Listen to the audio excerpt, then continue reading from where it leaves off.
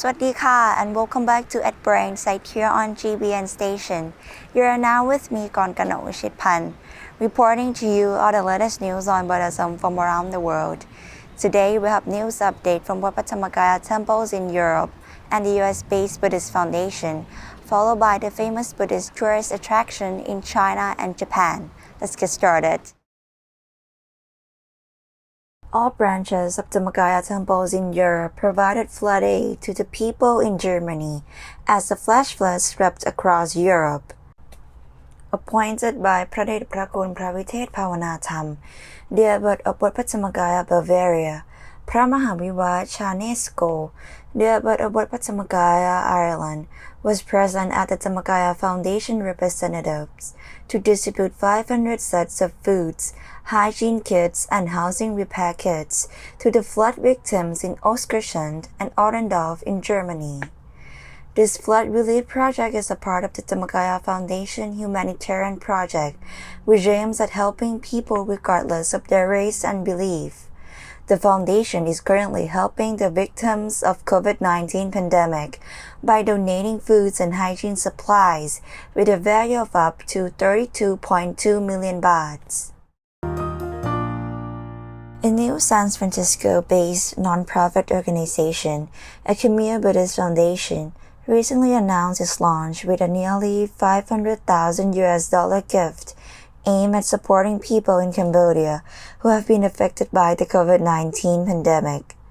Founded by Cambodian-American philosophers and advocate Lana Lam, the foundation aims to advance the lives of the Khmer people through preserving their traditions and culture.The donation, which will be administered through the Cambodia-based nonprofit Fence International, will be used to provide items including oxygen supplies, ventilators, and personal protective equipment in Cambodia. Part of the donation will also go to providing direct food aid to impoverished children and families.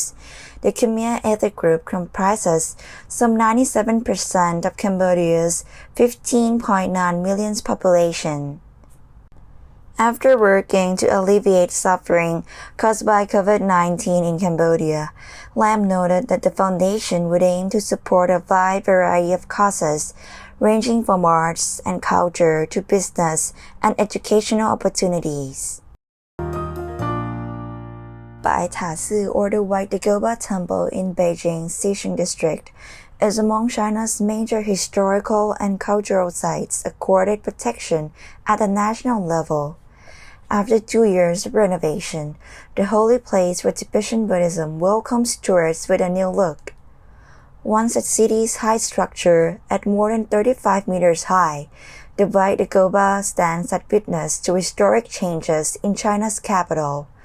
Surrounded by corridors with the Dagobas at its center, the temple was an important venue for Tibetan Buddhism rituals. It's been refurbished many times.At the latest renovation just finished in June due to the rain leakage in different halls.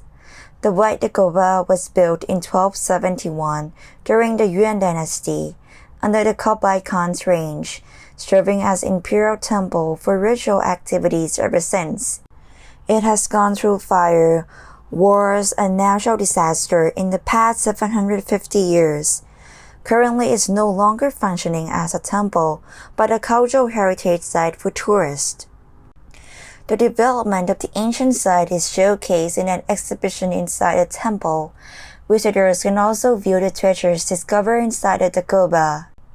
Since its reopening, the temple has boosted promotion by holding light shows in the evening and film screenings inside the ancient venue.The events are popular with tickets sold out in minutes.Taya Caves is a sacred gem of Buddhist carvings in the grounds of Josenji Temple near Kamakura. This maze of halls and galleries is decorated with hundreds of reliefs carved into the rock, picturing Buddhist deities, past masters of Buddhism, famous temples, real and fantastic animals, mandalas, zodiac signs, and family crests.The caves were excavated and sculpted by Shenggong Buddhist monks between the Kamakura period and the Edo period. The history begins in the 13th century when the first shogun established his government in the nearby city of Kamakura. With the new government went many Buddhist disciples who dedicated themselves to ascetic training, rituals, and pilgrimages. In their quest for enlightenment, they practiced meditation, prayed, chanted, and fasted for weeks on end. At Thaya, they began excavating an underground maze of tunnels as a site for spiritual training. The practice of retiring to isolated underground places for meditation and worship originated in India, where from as early as the 3rd century BCE, Buddhist monks would excavate grottos in the sides of cliffs before adorning them with altar sculptures, carvings, and murals. The caves are made up of 17 chambers of various sizes, spreading out over 3 stories and connected by a network of passageways that span almost 600 meters. The countless chisel marks still visible in the interior are evidence of long and strenuous manual work. We have now officially entered the rains retreat period. For those of you who don't know what is rains retreat, today we'll be learning the history of the rains retreat together. Let's get started.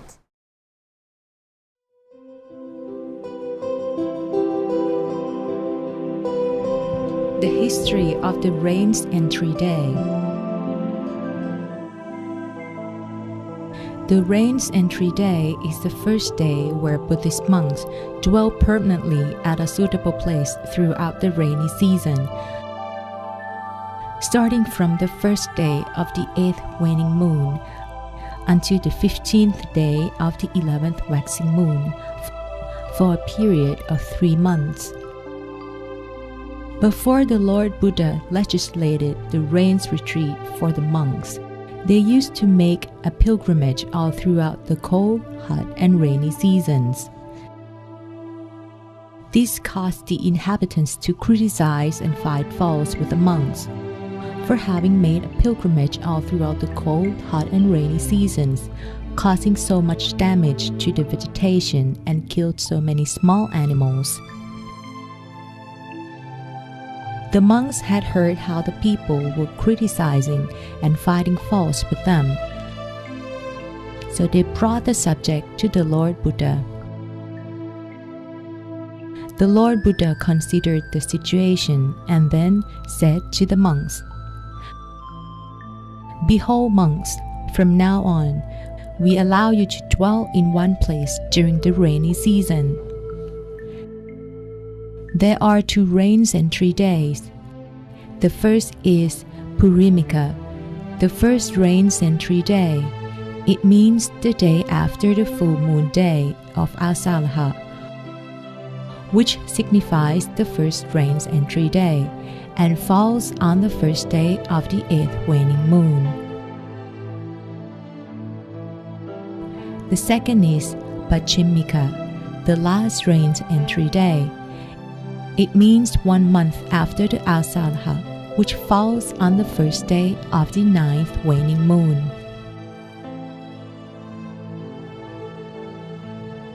Once the rains entry day begins, the monks must dwell in one place for the entire 3 months and cannot stay overnight anywhere else. There is an exception to the rule, which allows an overnight stay elsewhere.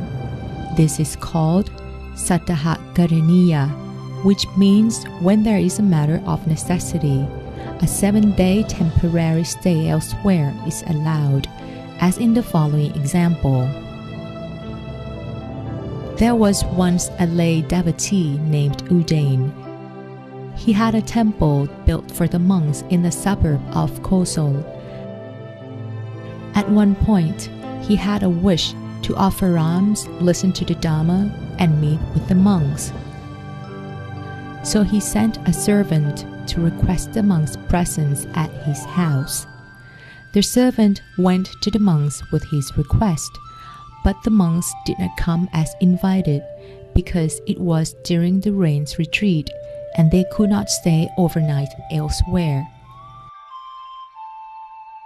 The servant returned to report the situation to the lay devotee. It caused him to criticize the monks. They did not come as requested, in spite of the fact that I am a lay devotee. I've built a temple and supported the Sangha all along. The criticism had been relayed to the monks, so they told the Lord Buddha about it. For that reason, the Lord Buddha allowed an exception. When it is a matter of necessity, a temporary stay of 7 days elsewhere is allowed. There are 5 matters of necessity as follows. First, a lay devotee wishes to offer alms and listen to the Dhamma and send someone to make a request. The Lord Buddha made an allowance only when there was a request. Where there is no request, it is not considered an exception. Second, when a fellow monk or novice becomes ill, terribly anxious, having wrong views, risks committing a religious offense, and wants to purify himself according to the Dhamma discipline, this is considered an exception. Third, when a novice wishes to become an ordained monk and needs the presence of other monks. Fourth, a monk can visit his parents, siblings, or relatives when they become ill. Fifth, to perform the Sangha's business, such as finding building materials to fix the temple when it needs repair. When an unexpected event occurs and does not allow a rains retreat to continue in the same place, the monks are allowed to forgo it and to stay elsewhere. Such events include: first, when a monk is disturbed by wild beasts; second, when there is a robbery; third, when there is a fire or flood at the temple; fourth, when inhabitants are bothered by thieves or robbers and decide to move away, the monk is allowed to go with them. Or if the inhabitants are divided into 2 camps, he is allowed to go with the majority.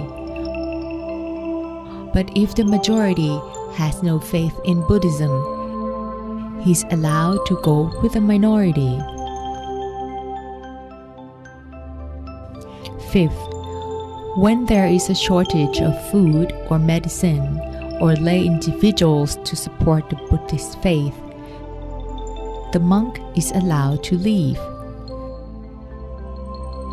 Sixth, when someone tries to tempt the monk to disrobe by offering him land, wealth, and a daughter, he is allowed to leave the area. Seventh, when there is a possible division of the monks or someone is trying to make it happen, or the division has already occurred, he is allowed to go and alleviate the situation. The place for the rains retreat should be conducive to the Dhamma practice. For example, it shouldn't be too far or too close to the community. It should have access to easy communication. It shouldn't have a lot of traffic during the day. It should be quiet and peaceful at night. It should be devoid of any disturbance. It should be a place conducive to monks who desire solitude and peace. Certain places for the rains retreat are allowed under special circumstances.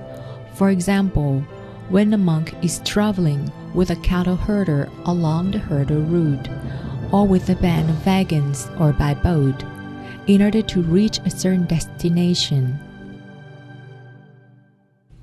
During the trip, if it happens to fall on the rains entry day, the monk can spend the rain's retreat en route. When the cattle herder, the band of wagons, or the passenger boat continues on course, the monk is allowed to continue his journey by making a vow, Itavasan Upemi, which means I am spending my rain's retreat here. When the monk reaches his place of destination, he is allowed to spend the rest of the rain's retreat there.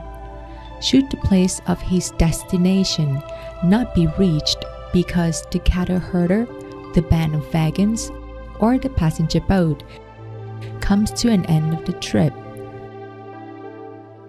the monk is allowed to spend the rest of the rain's retreat at the particular place. Such conduct does not violate the legislation.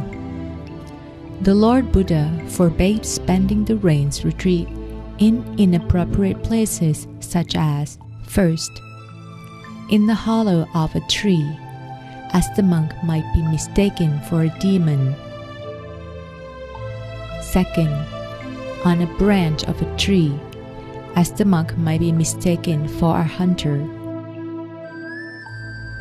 Third, in an open space, as when it rains, the monk would need to run for shelter in the hollow of a tree or under a building, and this doesn't look proper and is considered an inappropriate conduct for a monk. Fourth, a place without a bed, that is, a sitting and sleeping area without adequate protection from the elements, making it impossible to practice the Dhamma. Fifth, in a ghost haunt or a hut in a corpse yard built in the old days, as the monk might be mistaken for an undertaker. Sixth, beneath an umbrella or in a tent, as the monk might be mistaken for a cattle herder. Seventh, in the water vessel, as the monk might be mistaken for a heretic.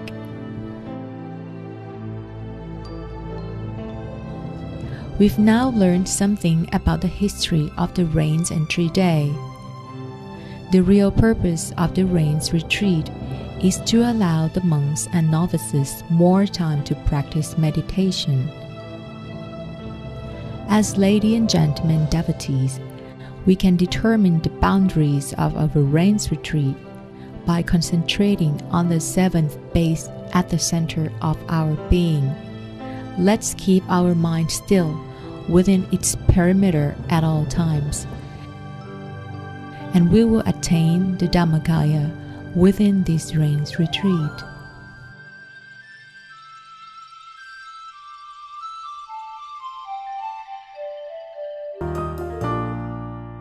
And throughout this entire Rains Retreat period, I would like to invite everyone to take part in the online mirror trust activities via Zoom application. And for more information, please visit our Facebook page, GBN US. And now it's time for the Lord Buddha's Dharma quote.